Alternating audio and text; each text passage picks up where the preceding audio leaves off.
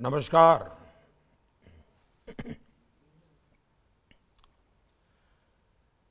मध्य प्रदेश के राज्यपाल श्रीमान मंगूभाई पटेल, मुख्यमंत्री श्रीमान शिवराज सिंह चौहान, केंद्रीय मंत्रिमंडल में मेरे सहयोगी श्री हरदीप पुरी जी,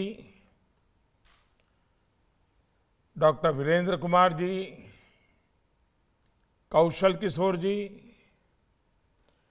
मध्य प्रदेश सरकार के मंत्रीगण, सांसद विधायकगण, इंदौर समेत मध्य प्रदेश के अनेक शहरों से जुड़े प्यारे भाइयों और बहनों, अन्य महानुभाव भी आज यहां मौजूद है। हम जब छोटे थे, जब पढ़ते थे, तो इंदौर का नाम आते ही सबसे पहले देवी अहिल्याबाई होलकर, माहेश्वर और उनके सेवा भाव का ध्यान जरूर आता था। समय के साथ इंदौर बदला, ज्यादा अच्छे के लिए बदला, लेकिन देवी अहिल्या जी की प्रेरणा को इंदौर ने कभी भी खोने नहीं दिया। देवी अहिल्या जी के साथ ही आज इंदौर का नाम आते ही मन में आता है स्वच्छता। इंदौर का नाम आते ही मन में आता है नागरिक कर्तव्य।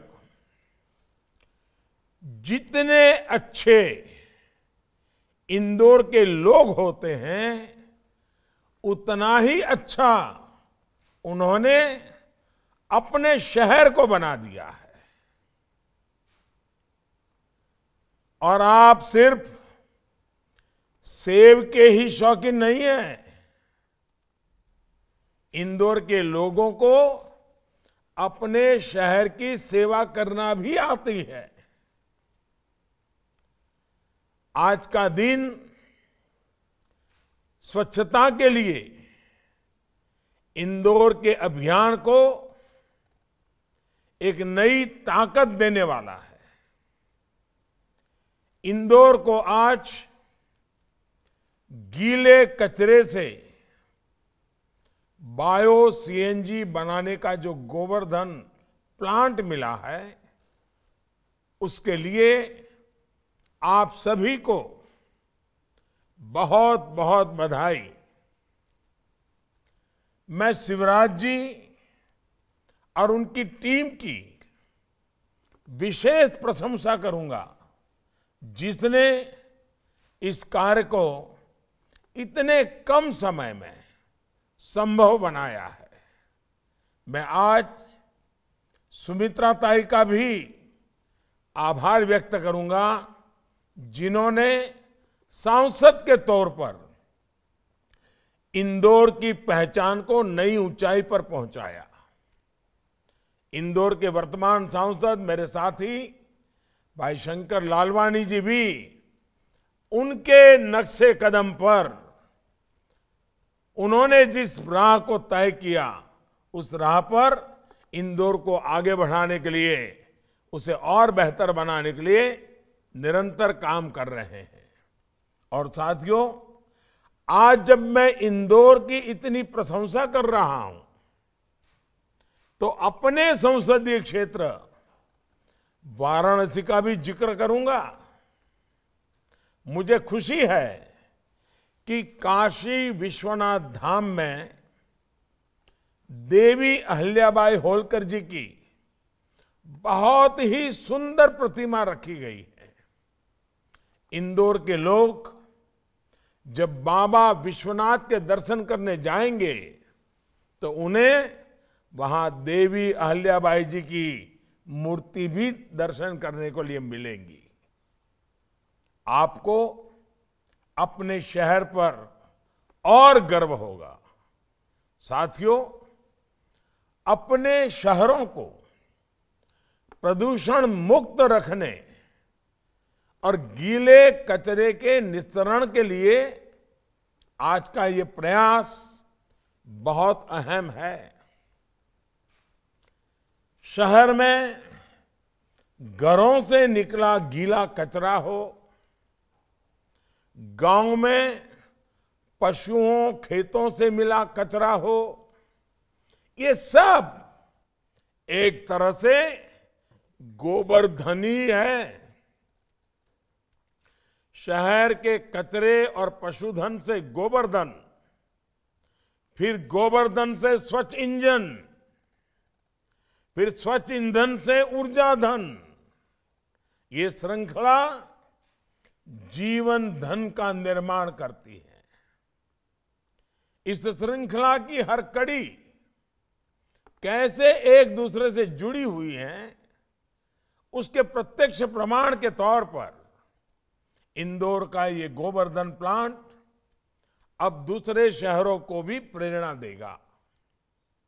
मुझे खुशी है कि आने वाले 2 वर्षों में देश के 75 बड़े नगर निकायों में इस प्रकार के गोबरधन बायो सीएनजी प्लांट बनाने पर काम किया जा रहा है।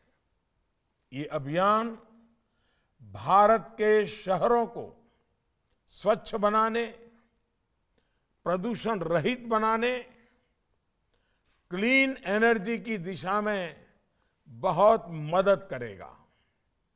और अब तो शहरों में ही नहीं बल्कि देश के गांवों में भी हजारों की संख्या में गोबरधन बायोगैस प्लांट लगाए जा रहे हैं।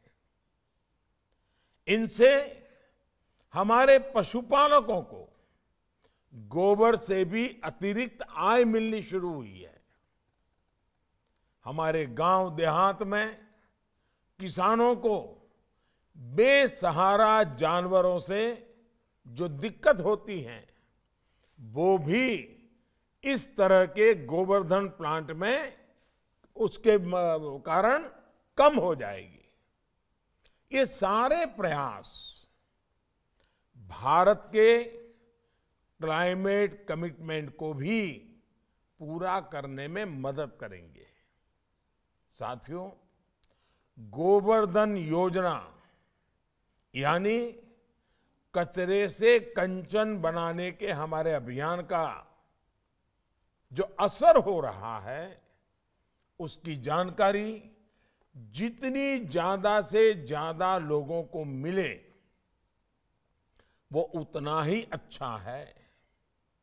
गोबरधन बायो सीएनजी प्लांट से इंदौर को प्रतिदिन 17 से 18 हजार किलो बायो सीएनजी तो मिलेगी ही, इसके अलावा 100 टन जैविक खाद भी यहां से रोजाना निकलेगा।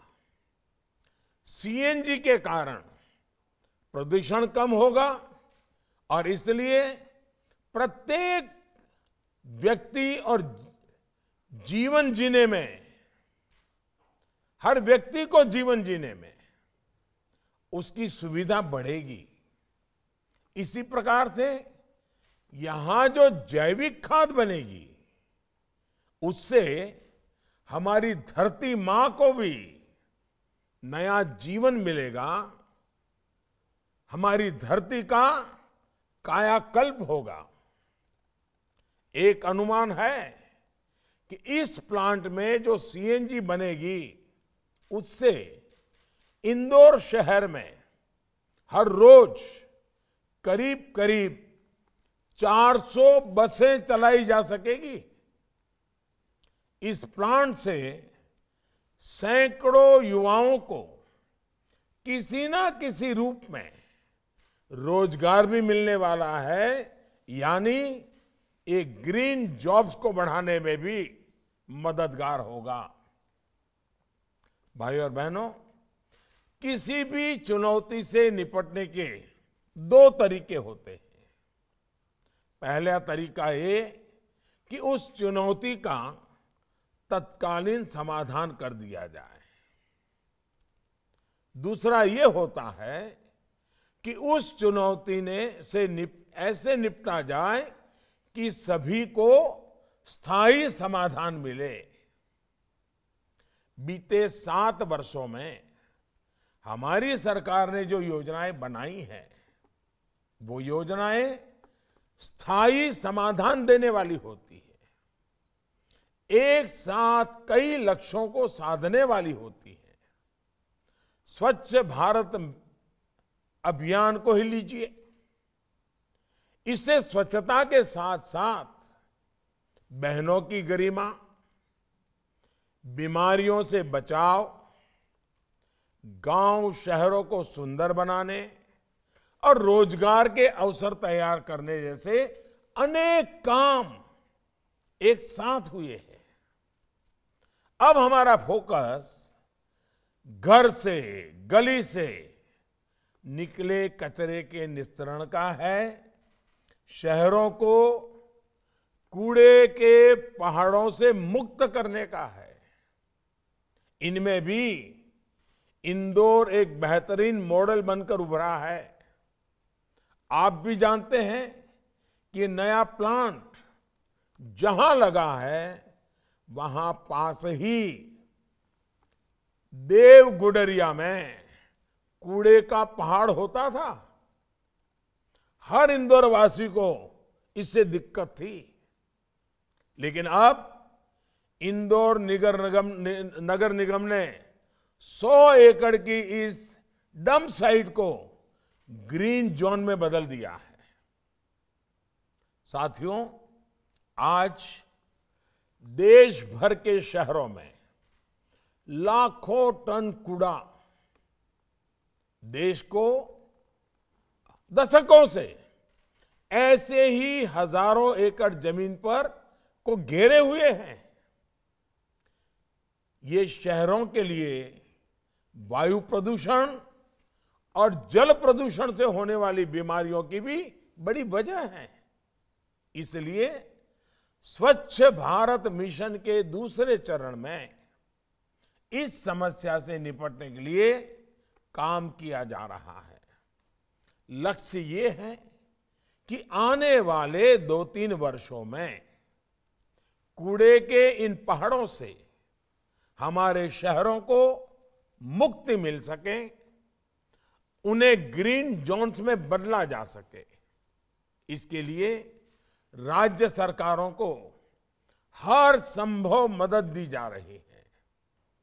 ये भी अच्छी बात है कि साल 2014 की तुलना में अब देश में शहरी कूड़े के निस्तारण की क्षमता 4 गुना तक बढ़ चुकी है। देश को सिंगल यूज प्लास्टिक से मुक्ति दिलाने के लिए 1600 से अधिक निकायों में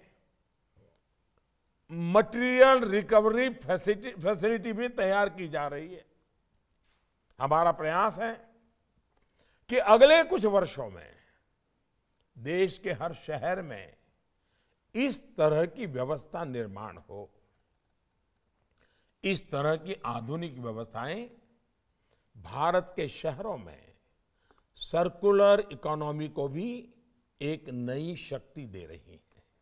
साथियों, स्वच्छ होते शहर से एक और नई संभावना जन्म लेती है।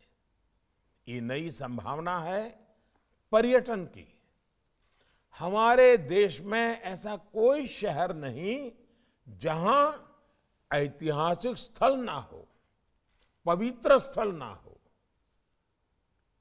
कमी जो रही है वो है स्वच्छता की।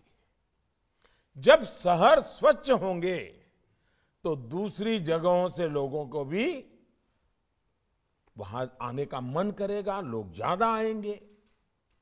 अब जैसे कितने ही लोग तो केवल ये देखने इंदौर आते हैं कि देखें सफाई के लिए आपके यहां काम हुआ है, जरा जाकर के देखें तो सही। जहां स्वच्छता होती है पर्यटन होता है, वहां पूरी एक नई अर्थव्यवस्था चल पड़ती है। साथियों, हाल ही में इंदौर ने वाटर प्लस होने की उपलब्धि भी हासिल की है। ये भी अन्य शहरों को दिशा दिखाने वाला काम हुआ है। जब किसी शहर के जल स्रोत साफ होते हैं, नाले का गंदा पानी उनमें नहीं गिरता, तो एक अलग ही जीवंत ऊर्जा उस शहर में आ जाती है। सरकार का प्रयास है कि भारत के ज्यादा से ज्यादा शहर वाटर प्लस बने।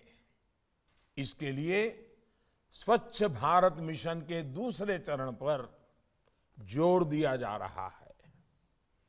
1 लाख से कम आबादी वाले जो नगर निकाय हैं, वहां गंदे पानी के ट्रीटमेंट की सुविधाएं बढ़ाई जा रही हैं। भाइयों और बहनों, समस्याओं को पहचान कर अगर ईमानदार प्रयास किए जाएं, तो बदलाव संभव होता है। हमारे पास तेल के कुएं तो नहीं है। पेट्रोलियम के लिए हमें बाहर डिपेंडेंट रहना पड़ता है, लेकिन हमारे पास बायोफ्यूल के इथेनॉल बनाने के संसाधन बरसों से मौजूद रहे हैं। ये टेक्नोलॉजी भी काफी पहले आ चुकी थी।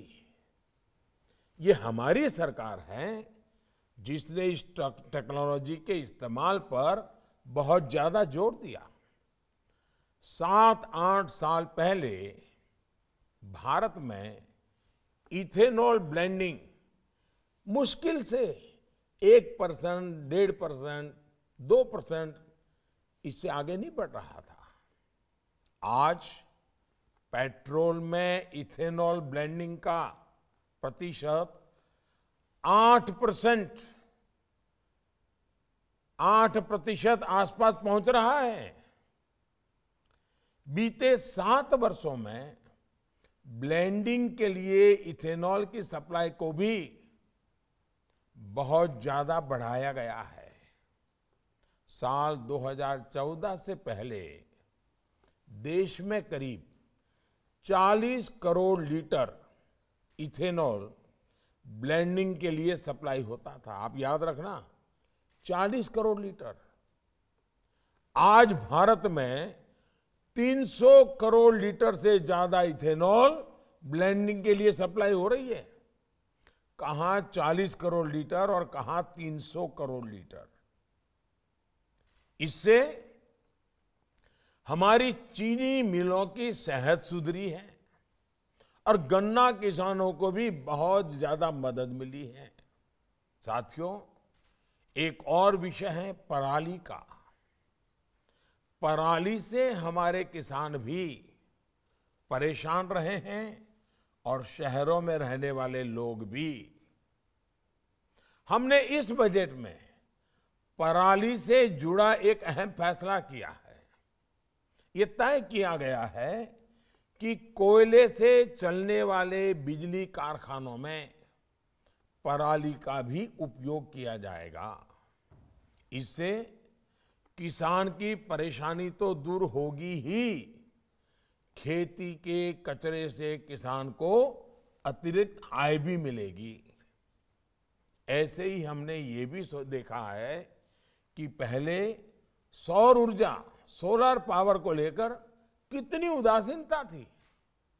2014 के बाद से हमारी सरकार ने पूरे देश में सोलर पावर का उत्पादन बढ़ाने के लिए अभियान चलाया हुआ है। इसी का परिणाम है कि आज भारत सोलर पावर से बिजली बनाने के मामले में दुनिया के टॉप 5 कंट्रीज में, दुनिया के 5 प्रमुख देशों में अपनी जगह बना ली है। इसी सोलर पावर की शक्ति से हमारी सरकार किसानों को अन्नदाता के साथ ही ऊर्जादाता भी बना रहा है। अन्नदाता ऊर्जादाता बने। देश भर के किसानों को लाखों सोलर पंप भी दिए जा रहे हैं। भाई और बहनों, आज भारत जो कुछ भी हासिल कर रहा है उसमें टेक्नोलॉजी और इनोवेशन के साथ ही भारतीयों के परिश्रम का भी बहुत बड़ा हाथ है। इसी वजह से आज भारत ग्रीन और क्लीन फ्यूचर को लेकर बड़े लक्ष्य रख पा रहा है। हमारे युवाओं, हमारी बहनों, हमारे लाखों लाख सफाई कर्मचारियों पर अटूट भरोसा करते हुए हम आगे बढ़ रहे हैं। भारत के युवा नई टेक्नोलॉजी, नए इनोवेशन के साथ साथ जन जागरण में भी बहुत अहम भूमिका निभा रहे हैं। जैसे मुझे बताया गया है कि इंदौर की जागरूक बहनों ने कूड़े के प्रबंधन को एक अलग मुकाम पर पहुंचा दिया है।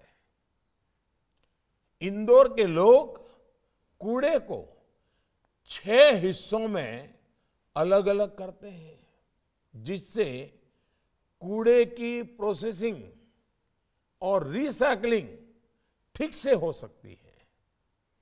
किसी भी शहर के लोगों की यही भावना, यही प्रयास स्वच्छ भारत अभियान को सफल बनाने में मददगार साबित होंगे। स्वच्छता के साथ साथ रिसाइकलिंग के संस्कारों को भी सशक्त करना अपने आप में देश की बड़ी सेवा है। यही तो लाइफ, LIFE, लाइफ यानी लाइफस्टाइल फॉर एनवायरनमेंट का दर्शन है, जीवन जीने का तरीका है। साथियों, आज के इस कार्यक्रम में मैं इंदौर के साथ ही देश भर के लाखों सफाई कर्मियों का भी आभार व्यक्त करना चाहता हूं। सर्दी हो, गर्मी हो, आप सुबह सुबह निकल पड़ते हैं अपने शहर को स्वच्छ बनाने के लिए। कोरोना के इस मुश्किल समय में भी आपने जो सेवा भाव दिखाया है, उसने कितने ही लोगों का जीवन बचाने में मदद की है। ये देश अपने हर सफाई कर्मी भाई बहन का बहुत ऋणी है, अत्यंत ऋणी है। अपने शहरों को स्वच्छ रखकर, गंदगी ना फैलाकर, नियमों का पालन करके हम उनकी मदद कर सकते हैं। मुझे याद है प्रयागराज में कुंभ के दौरान आपने देखा होगा, दुनिया में पहली बार भारत के कुंभ मेले की एक नई पहचान बनी। पहले तो भारत के कुंभ मेले की पहचान हमारे साधु महात्मा, उन्हीं के आसपास बातें चलती थी। लेकिन पहली बार उत्तर प्रदेश में योगी जी के नेतृत्व में प्रयागराज में जो कुंभ हुआ, उसकी पहचान स्वच्छ कुंभ के रूप में हुई। पूरे विश्व में चर्चा हुई। दुनिया के अखबारों ने कुछ न कुछ उसके लिए लिखा। ये मेरे मन पर इसका बहुत बड़ा सकारात्मक प्रभाव था। तो मैं जब कुंभ के मेले में पवित्र स्नान के लिए गया था, तो स्नान कर आने के बाद मेरे मन में इन सफाई कर्मियों के लिए इतना अहोभाव था, इनका अहोभाव था। मैंने इन सफाई कर्मियों के पांव धोए थे, उनका सम्मान किया था, उनसे मैंने आशीर्वाद लिए थे। आज मैं दिल्ली से इंदौर के अपने हर सफाई कर्मी, मेरे हर सफाई कर्मी भाई बहन को आदर पूर्वक प्रणाम करता हूं, उनका नमन करता हूं। कि इस कोरोना काल में आप लोगों ने इस सफाई के अभियान को जारी न रखा होता तो न जाने हम कितनी नई नई मुसीबतों को झेलते। आपने इस देश के सामान्य मानवी को बचाने में डॉक्टर तक न जाना पड़े, इसके लिए जो चिंता की है ना, इसलिए मैं आपको प्रणाम करता हूं। भाइयों बहनों, इसके साथ ही मैं अपनी वाणी को विराम देता हूं। एक बार फिर सभी इंदौर वासियों को, खास करके इंदौर की मेरी माताओं बहनों को, क्योंकि उन्होंने ये काम में जो इनिशिएटिव लिया है, कूड़ा कचरा बिल्कुल बाहर फेंकना नहीं, उसका सेग्रीगेशन करना, ये मेरी माताएं बहनें अनेक अनेक अभिनंदन के अधिकारी हैं। और मेरी बाल सेना जो घर में किसी को कूड़ा कचरा फेंकने नहीं देती है, पूरे हिंदुस्तान में स्वच्छता अभियान को सफल करने में मेरी बाल सेना ने बहुत मेरी मदद की है। 3-3, 4-4 साल के बच्चे अपने दादा को कहते हैं कूड़ा कचरा यहां मत फेंको, चॉकलेट खाइए, ये यहां नहीं फेंकना है, कागज यहां नहीं फेंकना है। ये जो बाल सेना ने काम किया है, ये भी हमारे भावी भारत की नींव को मजबूत करने वाली बात है। मैं इन सबको आज हृदय से अभिनंदन करते करते आप सबको बायो सीएनजी प्लांट के लिए बहुत बहुत बधाई देता हूं। बहुत बहुत धन्यवाद। नमस्कार।